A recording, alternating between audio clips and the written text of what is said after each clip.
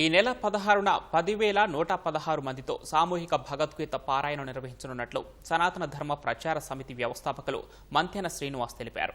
భారతీయ సనాతన ఆధ్యాత్మిక జ్ఞానాన్ని ప్రతి వ్యక్తికి చేరవేయాలనే ఉద్దేశంతో హైదరాబాద్ నాంపల్లి ఎగ్జిబిషన్ గ్రౌండ్స్లో ఈ కార్యక్రమాన్ని చేపట్టామని ఆయన పేర్కొన్నారు.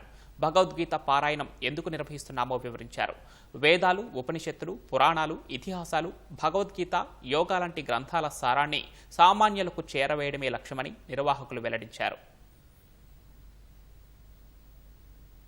టెన్షన్స్ పెరుగుతున్నాయి కాబట్టి అందరికీ శాంతిని అందించాలనే ఉద్దేశంతో సనాతన ధర్మ ప్రచార సమితి ఆధ్వర్యంలో ఇంటింటికి భగవద్గీత కార్యక్రమాలు చేస్తూ తొలుతగా కరీంనగర్, వరంగల్, నిజామాబాద్, ఆదిలాబాద్ జిల్లాలలో కార్యక్రమాలు చేశాము. ఎగ్జిబిషన్ గ్రౌండ్ నాంపల్లిలో నవంబర్ 16 తారీఖున 10,116 మందితో ఒకేసారి భగవద్గీత పూర్తిగా అంటే సంపూర్ణ భగవద్గీత పారాయణ కార్యక్రమాన్ని పెట్టాము.